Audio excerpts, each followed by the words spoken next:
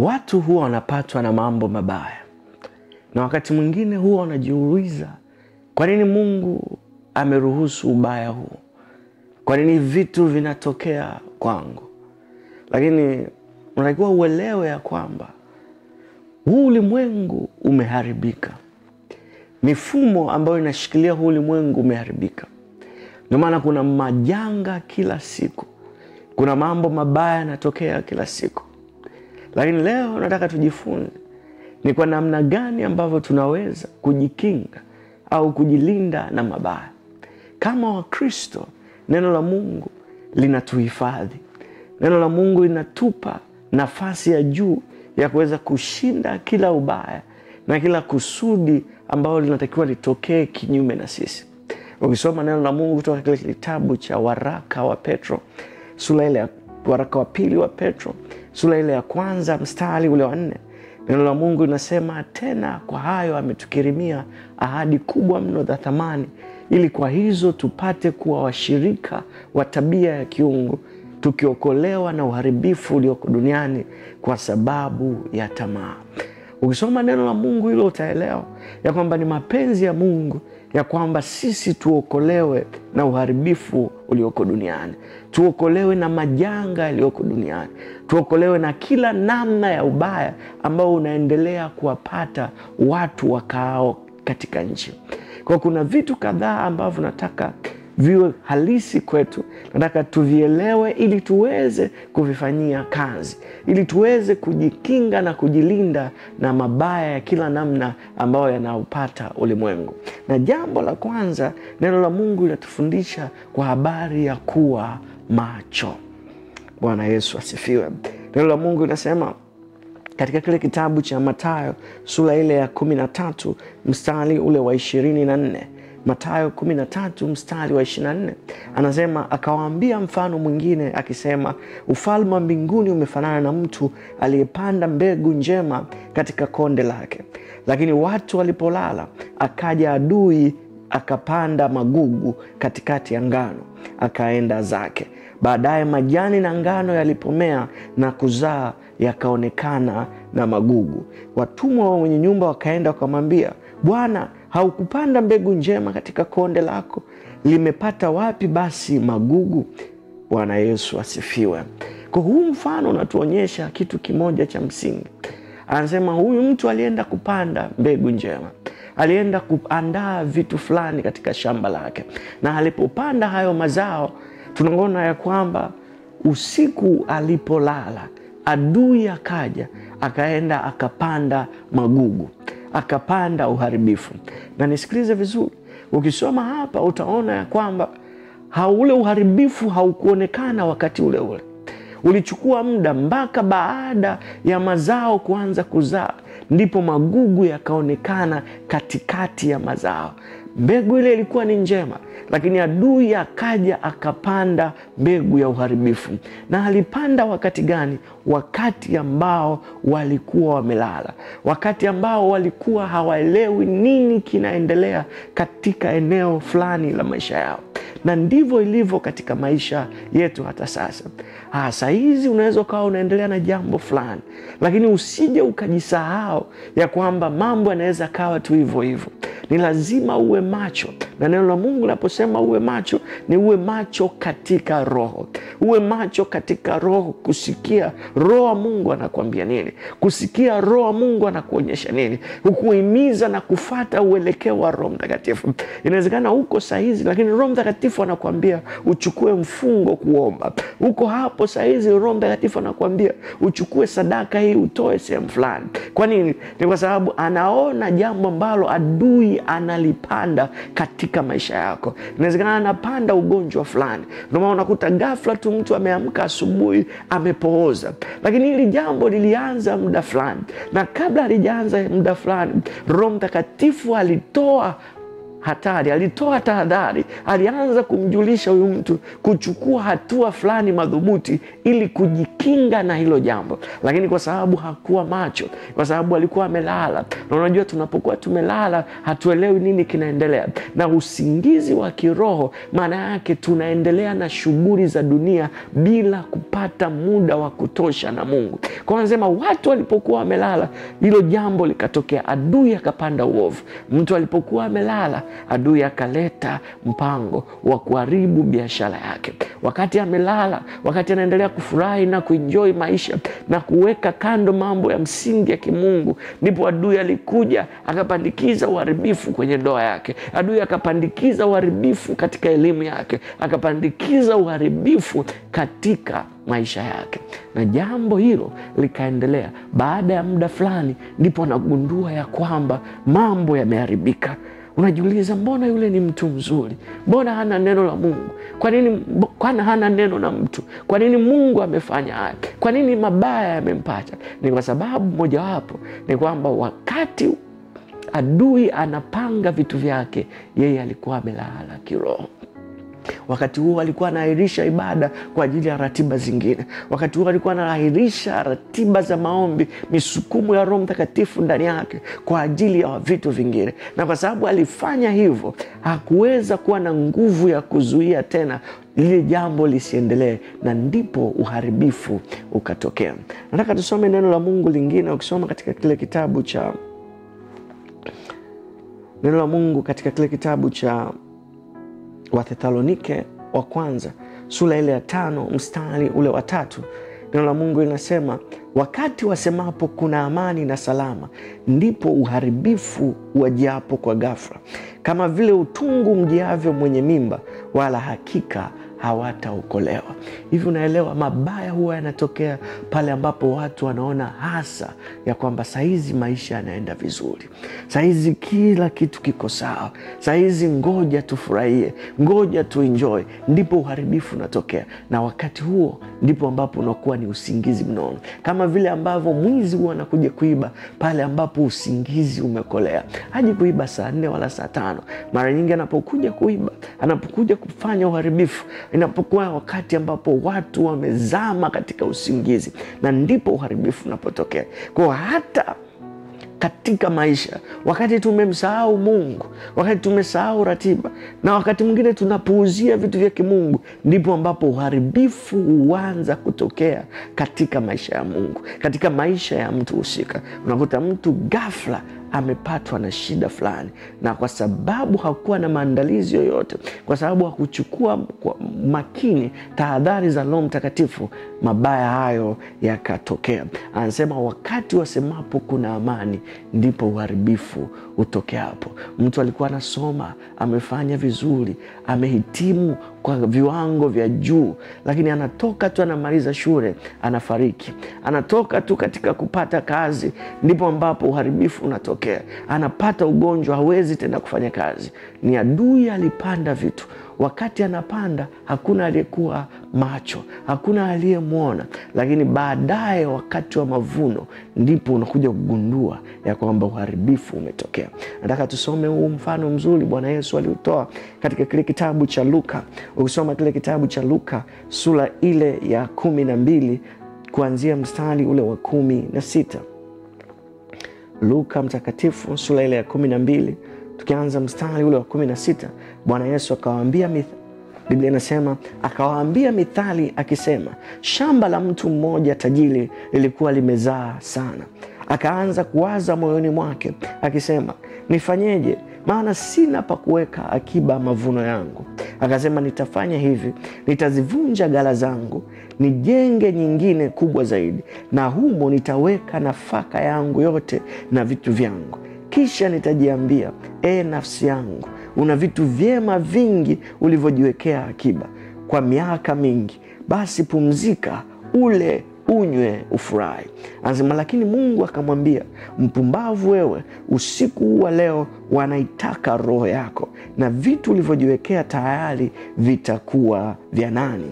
Na ndivyo alivyo mtu ajiwekeaye nafsi yake akiba, asijitajirishe kwa Mungu. Bwana Yesu asifiwe. Yesu Kristo alitoa huu mfano. Anasema mtu mmoja alikuwa na shamba, alilima na akapata sana. Kwa alipoona ya kwamba amepata sana, akaanza kuwaza, nitafanyeje? Okay, nitapanua gara zangu, nitajenga zaidi gara, alafu nitahifadhi chakula changu humo. Baada ya kuhifadhi, itakuwa sasa nitakuwa nafanya tu sherehe. Anasema nitaiambia nafsi yangu, umehangaika muda mrefu, hebu kula, kunywa na ufurahi. Umeona? Huo ni usingizi mnono alionao katika roho.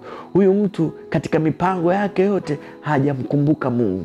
Huyu mtu katika mipango yake yote hajataka kusikia hata shauri la Mungu kuhusiana na kitu ambacho amekipata katika maisha yake, wala hajawaza kumshukuru Mungu. Kwa yuko katika usingizi mnono, amelala, na wakati huo huo kuna jambo linapangwa kinyume naye.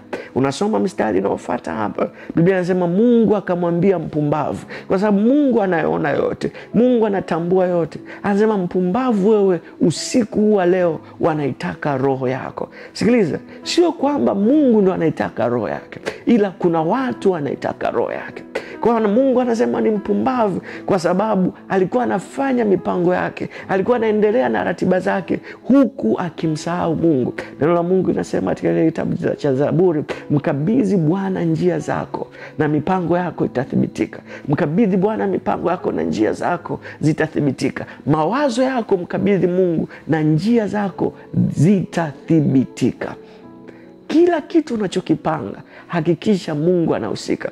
Usilale msingizi mnono, uwe macho katika roho. Maisha haya ni zaidi ya mipango ya akili. Kuna ulimwengu wa roho ambao uko juu ya akili ya kibinadamu, na usipojua kufanya katika ulimwengu wa roho, usipojua kutembea na Mungu katika ulimwengu wa roho, kuna mambo yatatokea katika maisha yako. Utajiuliza, hivi kwa nini imetokea hivi? Kwa nini Mungu ameruhusu haya? Lakini kiukweli utaona ya kwamba kama ambavyo Mungu alikuwa akiangalia maisha ya utajiri, akamwita ni mpumbavu kwa sababu hakuwekeza kwa Mungu. Unajua Biblia inasema mpumbavu amesema moyoni mwake ya kwamba hakuna Mungu. Wakati wote ule unapowaza au unamsahau Mungu, unakuwa mpumbavu, na madhara ya upumbavu ni uangamifu. Madhara ya upumbavu ni kuharibika. Biblia inasema kufanikiwa kwa wapumbavu kutawaangamiza. Kwa unapofanikiwa, kuna vitu vitakufuatilia, kuna namna zitakuja kwako, na isipokuwa una Mungu utaharibika. Isipokuwa una Mungu, uharibifu utakukuta. Kwa Mungu anasema mpumbavu wewe, hivi vitu ulivyojiwekea vitakuwa faida ya nani katika maisha yako? Fanya kazi kwa bidii, lakini usisahau Mungu. Usilale usingizi mnono kiasi kwamba ukasahau Mungu. Uwe macho katika roho. Na unakuwa macho kwa namna gani?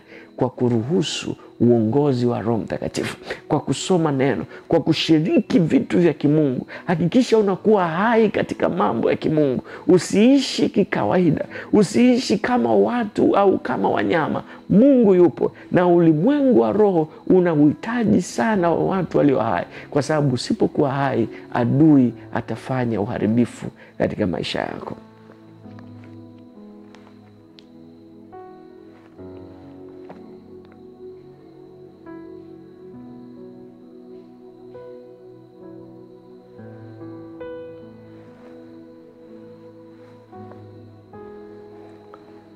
Sasa kuna kitu kingine ambacho ni cha muhimu pia katika kujilinda au kujikinga na uharibifu ulioko duniani.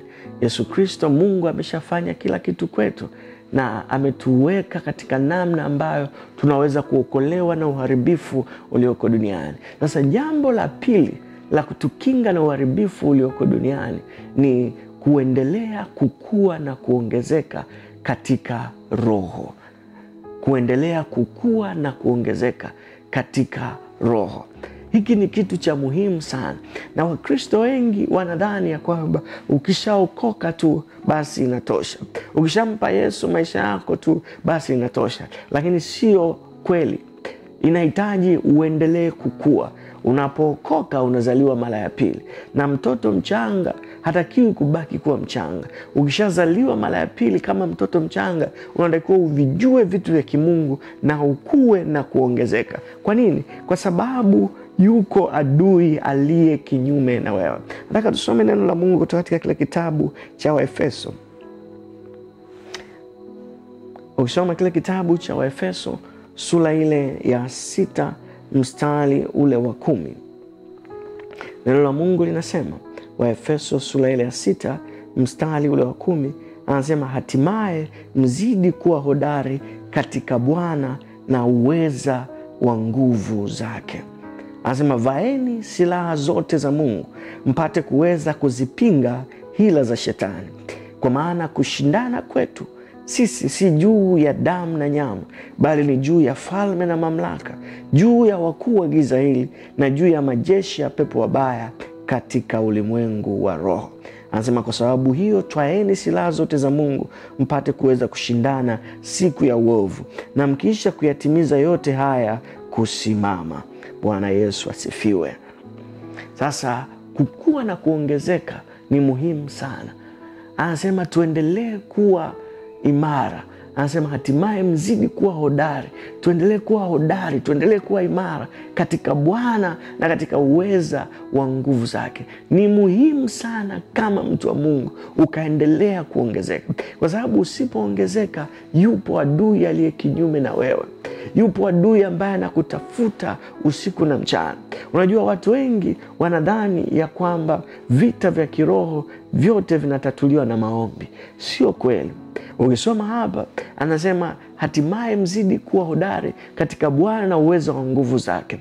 Anasema vaeni silaha zote za Mungu muweze kuzipinga hila za shetani. Anasema shetani ana hila. Hivi unaelewa ya kwamba shetani anafahamu kwa mtu wa Mungu hamwezi. Anaelewa kwa sababu Mungu yuko upande wa mtu wa Mungu hamwezi. Lakini shetani ni bingwa wa hila. Hila ni mbinu ambazo mtu anazitumia kuweza kupata kitu fulani. Kwa anaelewa one on one, mkisimama hivi hawezi, kwa sababu una jina lipitalo majina yote. Una jina la Yesu. Kwa atakuja kwako kwa hila. Atakuja kwako kwa namna ambayo kama hauko katika kiwango kizuri cha kimungu hautoweza kutambua. Atakuja kwako kwa namna ambayo usipokuwa makini utakuta mambo tu yametokea na ukadhani ya kwamba labda Mungu anataka nipitie haya, lakini kumbe ni adui ameingia katika nyumba yako. Bwana Yesu asifiwe. Ndio maana anasema lazima tuvae silaha zote za kimungu ili tuweze kuzipinga. Anasema kushindana kwetu sisi ni juu ya falme na mamlaka, juu ya majeshi ya pepo wabaya, juu ya wakuu wa giza hili. Kwa ni lazima uwe unaendelea, uwe unakuwa kiroho. Na kadri unapokuwa kiroho inakuwa ni rahisi kutambua ya kwamba huyu ni adui ndiye anayefanya hiki. Hili jambo linaloendelea hapa sio la kawaida. Hiki kitu ambacho kinatokea hapa kuna mkono wa adui. Kuna adui anafanya jambo fulani. Kwa sababu sasa unaongezeka katika kiroho, utakuwa na uwezo wa kutambua na kung'amua kila wakati ambapo jambo linaendelea lililo tofauti na kusudi la Mungu katika maisha yako.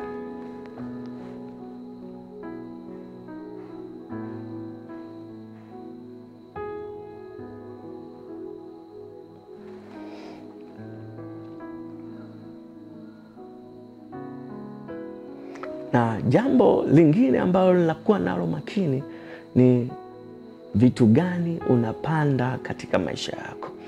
Unajua mojawapo ya sababu ya vitu ambavyo mabaya na watokea watu ni kwa sababu ya yale mambo ambayo wanayapanda siku hata siku.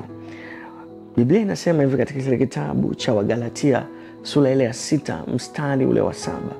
Wagalatia sura ile ya 6 mstari ule wa 7.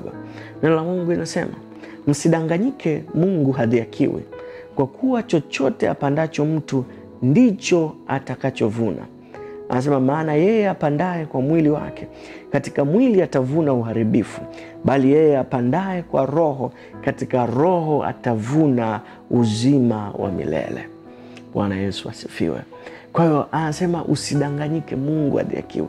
Chochote apandacho mtu ndicho atakavyovuna. Mara nyingine mambo ambayo yanatokea katika maisha ya watu ni matokeo ya vitu ambavyo wamevipanda siku za nyuma. Unaelewa ya kwamba ukipanda chungwa utavuna chungwa. Hauwezi ukapanda chungwa ukavuna embe. Kwa wakati wowote ule ambapo maisha yanaendelea, kuna vitu ambavyo watu huwa wanavipanda, na namna ambazo wanazipanda mojawapo huwa ni kupitia maneno wanayoyasema, kupitia matendo wanayoyafanya. Kwa kupitia hivyo vitu, kuna namna wanatengeneza mfumo ya kwamba mavuno ya uharibifu yatokee katika maisha yao. Nataka tuangalie hivi vitu kwanza. Kupitia vinywa vyetu, ukisoma neno la Mungu kutoka katika kile kitabu cha Mithali sura ile ya 6 mstari ule wa 2, neno la Mungu linasema, basi umetegwa kwa maneno yako, kwa maneno ya kinywa chako, umekamatwa kwa maneno ya kinywa chako. Anasema umetegwa kwa maneno ya kinywa chako, umekamatwa kwa maneno ya kinywa chako. Sasa katika ulimwengu wa roho, maneno ni kitu cha muhimu sana. Yale ambayo unayatamka yanatokea. Vile vitu ambavyo unavisema vinatokea. Mara nyingi shetani huwa anawasukuma watu kusema, na kwa sababu hawajui kwa nguvu ya maneno, yale wanayoyasema yanatokea kwao. Mtu anaongea kwa habari ya kufa. Mtu anaongea kwa habari ya mabaya kumpata. Mtu anaongea kwa habari ya jambo fulani ambalo sio zuri kutokea, iwe ni kwake au kwa mtu mwingine. Asichojua ni kwamba hata kama unasema kwa mtu mwingine, yale maneno unayoyasema unayapanda katika maisha yako mwenyewe. Unapomtamkia mtu kifo, unapomtamkia mtu mabaya, unapomlaani mtu, unapotamka kwamba huyu mtu akutwe na mabaya, sio tu kwamba unapanda kwa huyo mtu, lakini pia unapanda kwako wewe mwenyewe. Na kama unapanda kwako wewe mwenyewe, lile jambo ambalo unalolipanda lazima litokee.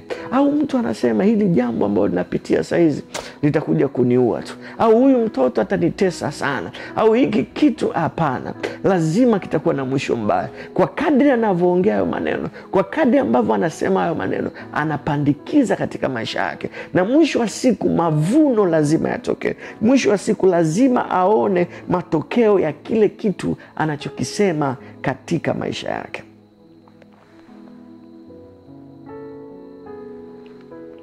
Bwana Yesu asifiwe. Kwa ukisoma zaidi katika Yakobo sura ile ya 2, sura ile ya 3 mstari ule wa 2, neno la Mungu linasema, maana twajikwaa sisi sote katika mambo mengi. Mtu asiyejikwaa katika kunena, huyo ni mtu mkamilifu, awezaye kuzuia mwili wake wote kama kwa lijamu. Bwana Yesu asifiwe. Mojawapo ya viungo vya muhimu sana ambavyo mwanadamu amepewa ni kiungo cha ulimi. Kupitia ulimi unaweza ukatengeneza, kupitia ulimi unaweza ukaharibu, kupitia ulimi unaweza ukayachonga maisha yako yakawa katika namna ile ambayo unataka, lakini kupitia ulimi unaweza ukayaharibu maisha yako. Kwa nasema ulimi ni kiungo kidogo sana, lakini kina nguvu sana, na mtu yeyote asiyejikwaa katika kunena, huyo ni mtu mkamilifu.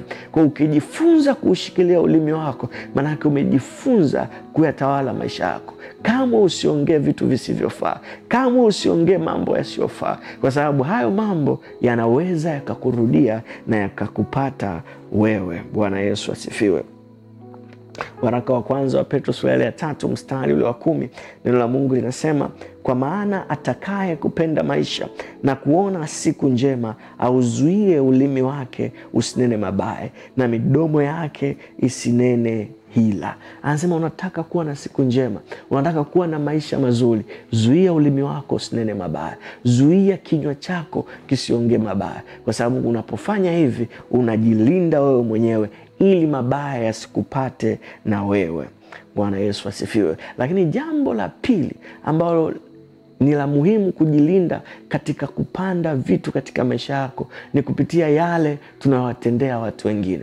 Tumesoma hapo mstari ya kwamba Mungu hadhihakiwi, kile unachokipanda utakivuna. Yale mambo ambayo unawafanyia watu wengine unajifanyia na wewe. Sema tu wewe wakati huo unawafanyia watu wengine unakuwa umepanda, ila baada ya muda fulani na wewe utavuna kulingana na vile ambavyo umepanda. Chochote kile ambacho unamfanyia mtu, lazima kuna mtu mwingine atakuja kukufanyia. Sasa kama ni kizuri, maana yake unatengeneza mavuno mazuri, lakini kama ni kibaya, maana yake unatengeneza mavuno mabaya katika maisha yako. Neno la Mungu linasema katika kile kitabu cha Luka sura ile ya 6 mstari ule wa 38, anasema wapeni watu vitu nanyi mtapewa, kipimo cha kujaa na kushindiliwa na kusukwa hata kumwagika ndicho watu watakachowapa vifuani mwenu, kwa kuwa kipimo kile kile mpimacho ndicho mtapimiwa. Anasema wapeni watu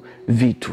Bwana Yesu asifiwe. Anasema kipimo kile kile mpimacho ndicho mtakachopimiwa. Anasema kipimo cha kujaa na kushindiliwa. Maana yake unapofanya kwa mtu kwa 1%, wewe utafanyiwa zaidi ya 1%. Unaweza kufanyiwa kwa 10%, unaweza kufanyiwa kwa 50% au kwa 100%, kwa sababu siku zote mavuno huwa ni mengi kuliko ile mbegu inayopandwa. Kwa hakikisha matendo yako, yale unawafanyia watu wengine, siku zote yawe ni mambo mazuri. Yale ambayo unawatendea watu wengine, hata kama wao wanakutendea mabaya, usisumbuke nao. Yuko Mungu anayehukumu kwa haki, ila wewe fanya yaliyo mema. Ndio maana neno la Mungu linatufundisha ya kwamba kisasi ni juu ya Bwana. Usilipize kisasi, kwa sababu unapofanya hivyo unafungua mlango wa wewe kuvuna visasi vinginevyo zaidi na zaidi.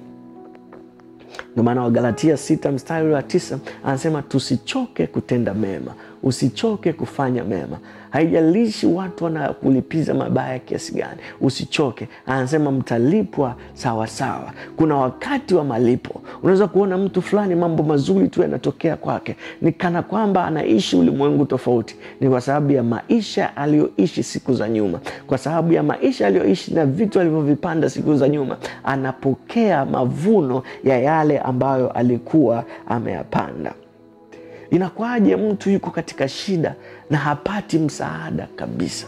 Umewahi kuona watu wanapitia shida na kila wakati akijaribu kutaka msaada kutoka sehemu fulani hapati msaada? Kila akienda watu wanamzungusha, wanampa ahadi. Aangalie maisha yake mwenyewe. Inawezekana kuna wakati fulani kuna mtu alikuwa na shida, kuna watu walikuwa na shida, na kila wakija kwake na yeye alikuwa anawazungusha. Matokeo yake wakati ukafika wa yeye kuvuna yale ambayo aliwapandia wengine. Ndio maana tunatakiwa tuwe makini sana na ni vitu gani ambavyo tunavipanda katika maisha yetu. Kama mwana wa Mungu, fanya kwa tofauti. Usilipize kisasi, usifanye mabaya. Achimbaye shimo atatumbukia mwenyewe. Usitege mtego kwa mtu, usiweke hila kwa mtu. Fanya mambo mazuri, tenda mambo mema kama Baba yako wa mbinguni alivyo mwema, na wewe dhihirisha wema wa Mungu.